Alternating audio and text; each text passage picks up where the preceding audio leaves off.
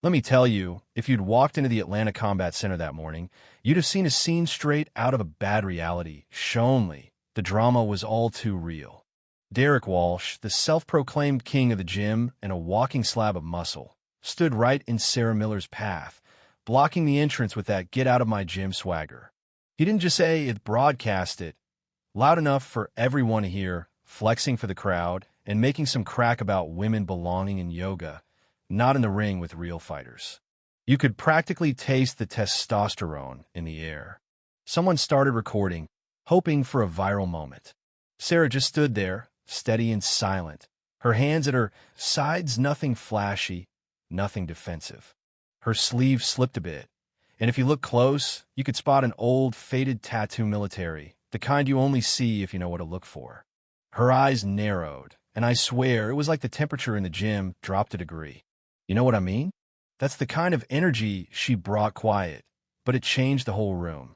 Now, wherever you're tuning in from, big city, small town, or some sun-soaked port, chances are you've seen someone get written off, only to flip the script. Maybe you've even been there yourself. But what happened next? Trust me, you haven't seen it play out quite like this. See, Sarah Miller was the sort of person most folks overlooked. 38, slim, kept to herself, lived in a rundown Atlanta apartment with a balcony barely big enough for one battered lawn chair. Not much, but it was home, her little oasis where she kept a plain box of military medals tucked away, far from the world's eyes. 8 years since she'd walked away from the Special Forces, one of the first women to make it through that punishing training, and now she worked as a physical therapist, helping folks recover, blending in so well that nobody guessed the life she'd led before. Her patients liked her, her coworkers respected her, but no one had the faintest clue that her gentle confidence came from years of learning how to move, how to fight, how to survive when everything was on the line. She left that life behind by choice after her dada, Ranger himself, her biggest supporter, died of cancer. That loss hit her hard, drove her to keep up the old hand-to-hand routines he'd taught her, just to feel close to him. She kept his dog tags in her gym, Baga's silent promise to keep going, to honor what he'd taught her. One day, a patient, a wrestler rehabbing his shoulder, suggested MMA as a way to work through her grief. With your background, you'd pick it up fast, he said. Sarah laughed it off, but the seed was planted. Before long, she was learning moves off YouTube, practicing in her tiny living room. It felt right, so she finally signed up at Atlanta Combat Center. Things went okay, at least until her third visit, when she ran into Derek, the owner's nephew, social media hotshot, always surrounded by his crew. He had this record everyone talked about, always the center of attention. Sarah, meanwhile, was just there to train. She kept her head down, but Derek? He couldn't stand anyone ignoring his spotlight, especially a quiet woman making steady progress. One morning, she was working the heavy bag when Derek and his parade marched in. He accidentally bumped the bag, shot her a fake apology, then tossed her water bottle across the room. Everyone laughed, and Sarah just picked it up and left, her dignity intact but her patience wearing thin. Thing is, that was only the start. Derek turned it into a game, pushing her out of drills, using her as a demo dummy, ramping up the public humiliation.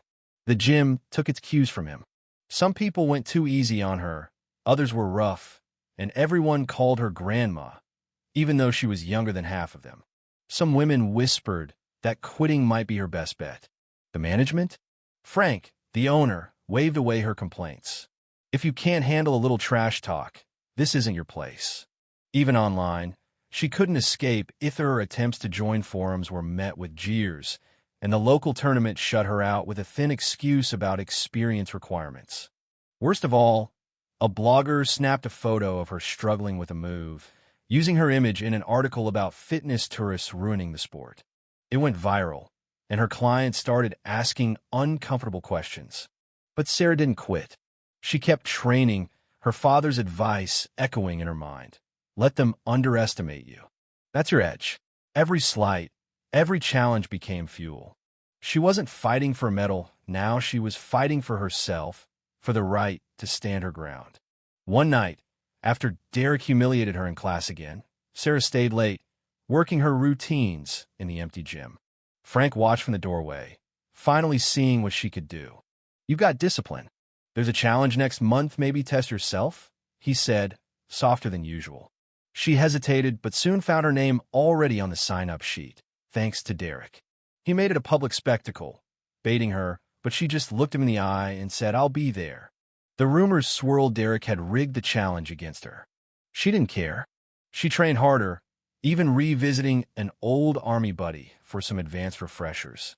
The morning of the event, the gym buzzed with anticipation. Derek showed up in sponsored gear, shaking hands and posing, while Sarah warmed up in the corner, focused and invisible as ever. Strength events, technique, drills, she held her own, surprising everyone. During the obstacle course, one of Derek's friends tried to trip her up, but she pushed through, ankle throbbing, and finished strong. The final event was a combat simulation, each competitor demonstrating defense against an aggressor. When Sarah's turn came, she pulled off her jacket, revealing a battered Special Forces shirt. The judges and some of the crowd realized what it meant. Derek, never one to pass up the spotlight, volunteered as her opponent. He lunged with way more force than he should have, but Sarah was ready. In a blur, she deflected his arm, hit a nerve point, swept his feet, and sent him crashing to the mat, stunned, humiliated, and unable to move for a long, silent moment. Then the applause started, building into a roar. Sarah didn't gloat, she explained the move, taught the crowd that strength wasn't everything, that knowledge and precision mattered more. After that, everything changed. The gym started seeing her as an asset, not an outsider. Women came to her for advice. The owner gave her a free membership and a slot teaching self-defense. Derek vanished for a while, his pride bruised more than his body. But when he came back, it wasn't with bluster, it was with an apology. He admitted he'd been wrong, that he'd lost sight of what real strength was, and asked if she'd show him what he'd been missing in his own technique. Sarah agreed she wasn't there to push anyone out. Their partnership, awkward at first, grew into mutual respect. Derek improved. She became a stronger instructor, and the whole gym's culture shifted from toxic bravado to genuine growth. More women joined, people started caring about real skills, and the place became somewhere anyone could learn, not just those who fit a certain mold. 6 months later, Sarah led a new self-defense program for the community, with Derek helping out. The local police, women's groups, and reporters came to see what had changed. At the end, a young woman asked Sarah if the rumors about her military background were true. Sarah smiled, touching her father's dog tag. She didn't need to brag. She just said, "I served, but that's not all I am." She looked around at the new community people who doubted her, now training by her side, and realized she'd won something bigger than a fight.